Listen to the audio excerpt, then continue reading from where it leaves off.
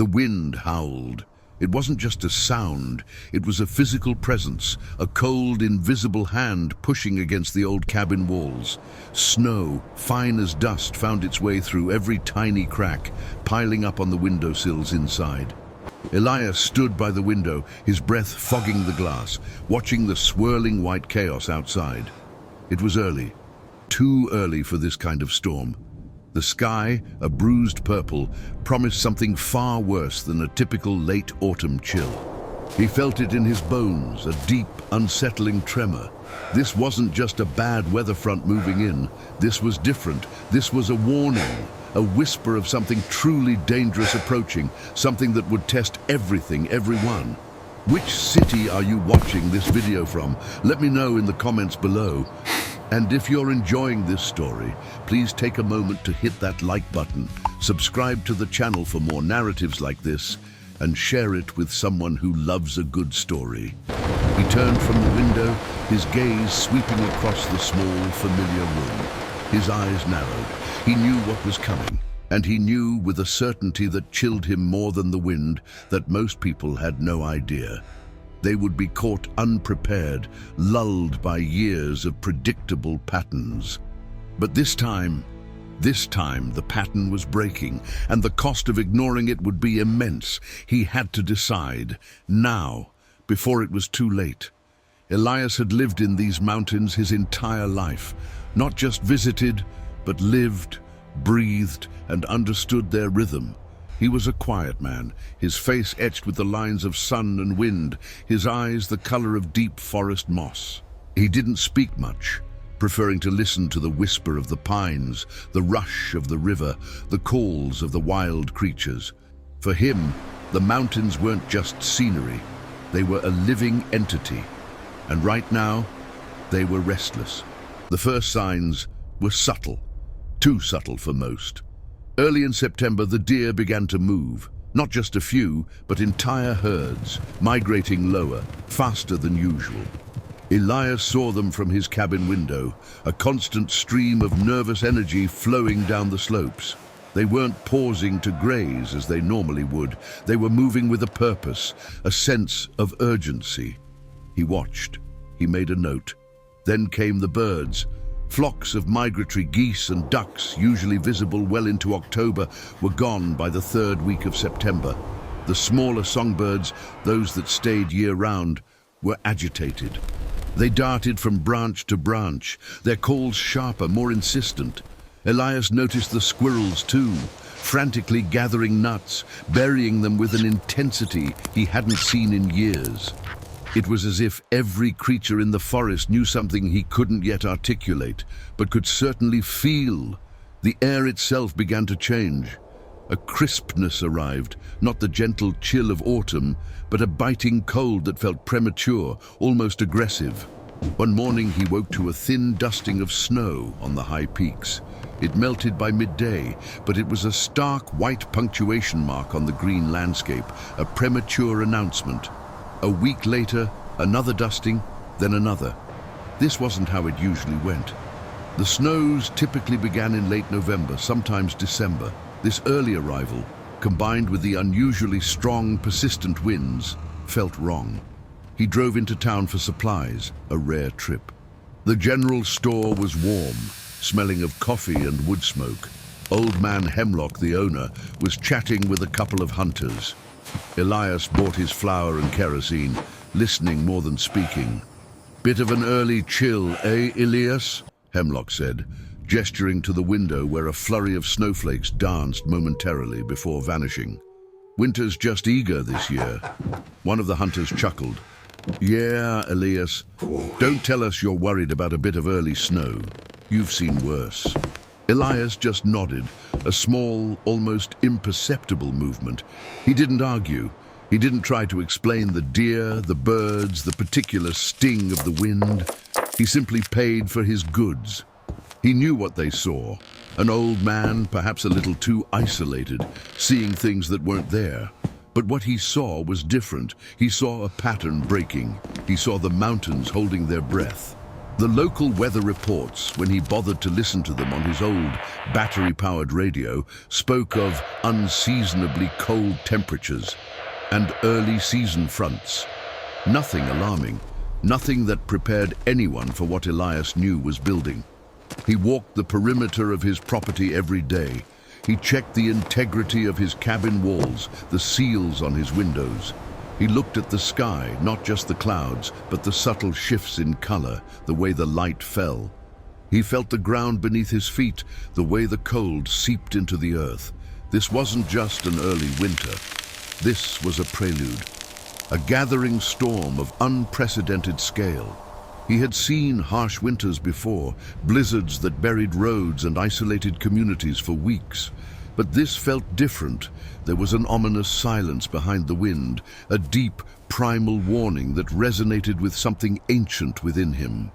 He pictured the town, nestled comfortably in the valley, its residents preparing for a normal winter, stocking up on firewood, sure, but not truly preparing. Not for what was coming. He knew their routines, he knew their expectations, and he knew those expectations would betray them. This wasn't a winter that would forgive mistakes. This wasn't a season for second chances. Once the full force of it hit, there would be no time to correct a poorly made decision, no opportunity to gather what had been forgotten. Those who followed the usual pattern, who assumed this was just another year, would pay a heavy price. Elias stood outside his cabin one evening, the air so still it seemed to crackle.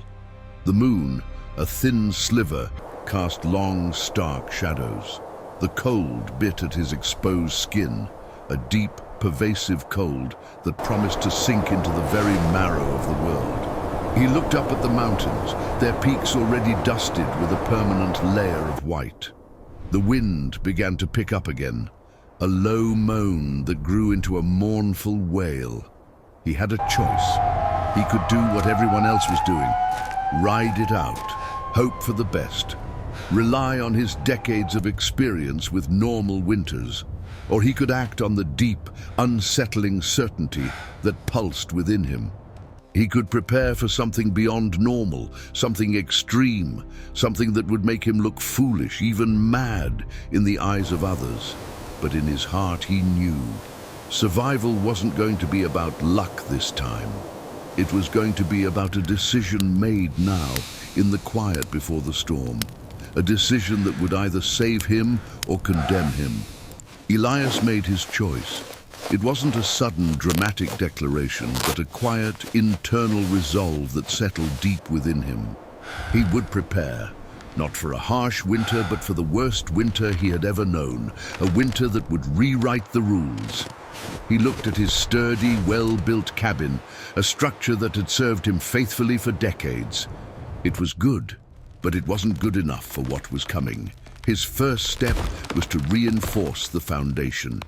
He began digging, not just around the edges, but deeper, wider. He hauled heavy rocks from the creek bed, mixing concrete by hand. He worked methodically, his movements precise, his focus absolute. Day after day, the sound of his shovel scraping earth, the rhythmic thud of rocks being placed, echoed through the quiet forest. It was hard labor, back-breaking work for a man his age, but he didn't stop. He didn't complain. Next, he turned his attention to the walls. He purchased thick, untreated lumber from the mill down in the valley. When he loaded the first oversized planks onto his old pickup truck, the mill foreman, a man named Carl, eyed him curiously. "Building a new wing, Elias?" Carl asked, a slight smile playing on his lips. "Looks like you're putting up a fort." Elias just grunted, securing the load with thick ropes. "Just making sure she holds up." Carl chuckled. "Your cabin stood for 50 years, old man. Think it'll fall over now?" He shook his head, a dismissive gesture. "Must be getting soft." Elias drove away, the heavy planks rattling in the truck bed. He knew what Carl meant, and he knew Carl wasn't alone in thinking it. Back at the cabin, Elias began adding a second layer of siding to the north and west walls, the sides most exposed to the prevailing winds. He used long, heavy screws, driving them deep into the existing structure. He sealed every joint, every seam, with a thick, tar-like substance, creating an impenetrable barrier against wind and moisture. He upgraded his windows, replacing the old single panes with custom-made, triple-layered glass. Each window was heavy, difficult to lift and set, but he worked patiently, meticulously. He built sturdy wooden shutters, not just decorative ones, but thick, reinforced panels that could be latched securely from the inside. His trips to town became more frequent. He bought more kerosene, far more than he usually would. He bought sacks of dried beans, rice, flour, and salt. He purchased extra propane tanks for his emergency heater. He even bought a small, hand-cranked generator and a collection of LED lanterns. The townspeople noticed. "Elias is going all out this year," said Mrs. Henderson, the postmistress, to her neighbor. "He's buying enough to feed an army." At the general store, Old Man Hemlock raised an eyebrow as Elias piled another half-dozen cans of preserved meat onto the counter. "Preparing for the apocalypse, Elias?" he quipped, a grin on his face. "Heard you're practically rebuilding your whole cabin. Seems a bit much, doesn't it?" A young man waiting behind Elias snickered. "Yeah, Elias, you planning on riding out a nuclear winter up there? The weather forecast says a normal winter, maybe a bit colder than average. No need to turn your place into a bunker." Elias simply paid, his movements unhurried. He offered no explanation, no defense of his actions. He didn't try to convince them. Their words, their mild amusement, their outright dismissal of his efforts simply washed over him. He knew what he was doing, and he knew they didn't understand. How could they? They hadn't seen the deer.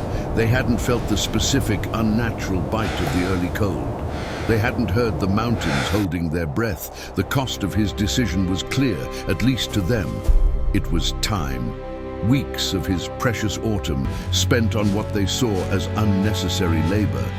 It was money, a significant amount for a man living simply, poured into materials they deemed superfluous. It was his reputation, slowly shifting from wise old hermit to eccentric old fool. He could feel their unspoken judgment, their pity, sometimes even their thinly veiled ridicule. But for Elias, the cost of not making this decision, the cost of being wrong in his inaction, was far greater. It was the cost of being vulnerable, of leaving himself exposed to a force he knew was coming. He continued his work. He installed a second, smaller wood-burning stove in an inner room, creating a redundancy, a backup heat source. He dug a deeper, reinforced root cellar, lining it with stone, ensuring it would be safe from frost, no matter how deep the ground froze. He chopped and stacked an enormous pile of firewood, enough to last not just one winter, but 2, maybe 3, if he had to conserve. The stack grew taller than his head, a solid wall of split logs. As the days grew shorter, the air grew colder, and the first serious snowfalls began to dust the lower slopes. Elias finished his external work. The cabin now looked different. It was still his cabin, but it had a new, formidable presence. The reinforced walls were thicker, the windows smaller, more recessed. The heavy shutters stood ready. It looked less like a cozy mountain dwelling and more like a fortress ready for a siege. He stood back one evening, surveying his work. The sun was setting, casting long purple shadows across the landscape. The mountains loomed, dark and silent. He felt a deep weariness in his bones, a profound exhaustion that went beyond physical strain. But beneath the tiredness, there was a quiet satisfaction. He had done what he felt was necessary. He had made his stand. There was no turning back now. The supplies were bought, the wood was stacked, the cabin was transformed. He had committed. The window for easy preparations was closing, fast. Soon, the roads would become impassable, the temperatures unbearable for sustained outdoor work. He had made his wrong decision, and now he simply had to wait. The winter was coming. And for Elias, it would either prove him a fool or a survivor.